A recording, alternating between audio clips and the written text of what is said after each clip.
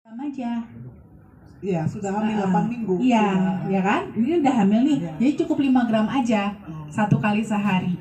Itu Gitu. di pagi, siang atau malam ya, Dok? Bebas. Bebas ya? Bebas. Nyamannya dia aja sukanya di mana gitu. Dingin atau Bebas. Pada dasarnya bebas aja.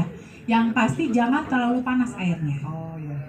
Suam-suam aja ya yang Iya normal ya. boleh. Itu Anget masih boleh kok. masih boleh ya. Nanti itu pengaruhnya ke babynya apa tuh, Dok? Lebih ke nutrisinya sih. Nutrisi buat janinnya jadi dia cukup.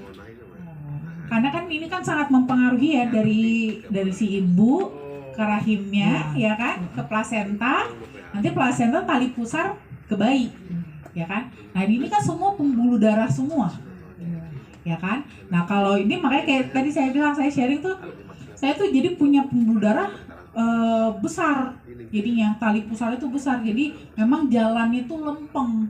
Nutrisi dari si ibu tuh benar-benar tersalurkan ke babynya. Banyak kasus yang dimana justru ada salah satu dulu kebetulan keponakan saya, jadi dia itu justru malah masalahnya adalah di tali pusarnya.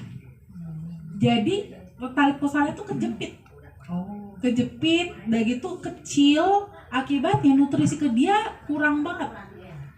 Jadi dia tuh bahkan lahir itu cuma 1, ya 1,9. Jadi karena nggak berkembang, dia sulit berkembang karena susah dapat makanan dari mamanya, gitu ya, saat itu ya susah dapat makanan dari mamanya. Jadi begitu dia cukup umur 36 minggu 1 hari langsung dilahirkan, udah kasih makan lewat luar aja. Karena kalau ngarepin dari tali pusarnya dia sendiri udah susah. Nah, jadi hal-hal yang seperti itu yang pengen kita jaga, gitu. Ada keponakan saya satu lagi juga sama, itu juga sama juga tuh, kelilit juga, tali pusarnya terlalu jadi nggak bagus gitu ya, banyak gipitan, akhirnya ke dia juga kurang, sama waktu itu lahirnya juga nggak gitu gede juga, gitu. Jadi nanti kan kita pengennya kan nutrisi, jangan sampai nih kalau yang adik saya kemarin kejadian malah dianya jadi gede banget. Naiknya sampai 33 kilo. Tapi anaknya lahir cuma 2 komaan. Iya, kenapa? Karena nggak tersalur maksimal ke babynya. Gitu. Kalau saya waktu itu kemarin naik cuma 9 kilo. Bahkan 10 kilo aja nggak nyampe, 9 kilo. Ini si Dede lahir 3,5. Itu pun masih dalam waktu cuma 38 minggu doang waktu itu dia umurnya. Kalau saya terusin sampai 40 nggak tahu udah berapa berat badannya. Karena cuma dalam seminggu aja dan naiknya setengah kilo. Artinya apa? Nutrisi ke dia masuk bagus. Itu karena memang aliran darahnya bagus.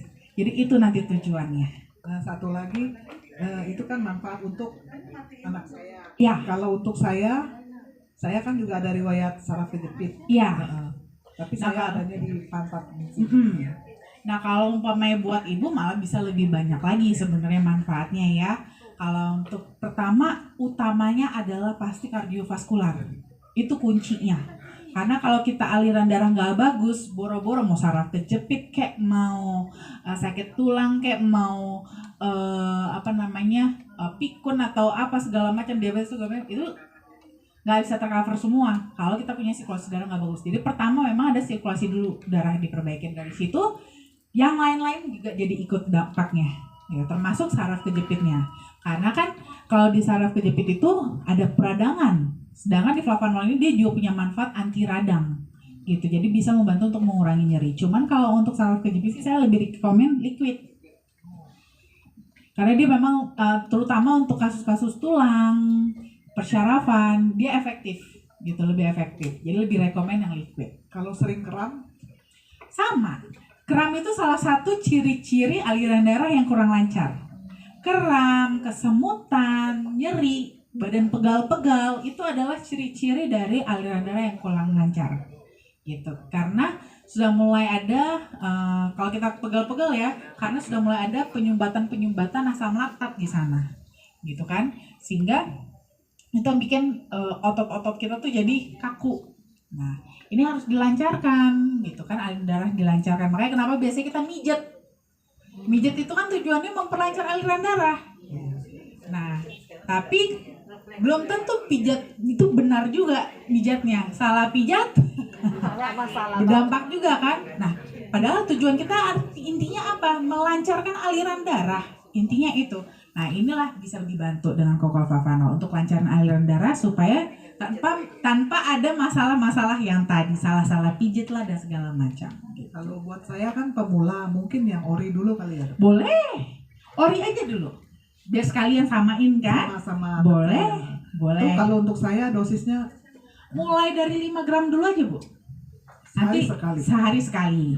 Nanti Ibu evaluasi dengan yang Ibu rasakan. Ya, karena memang walaupun kasusnya mungkin sama, tapi bisa jadi kebutuhannya berbeda. Ya kan, karena case-case tambahannya lain berbeda.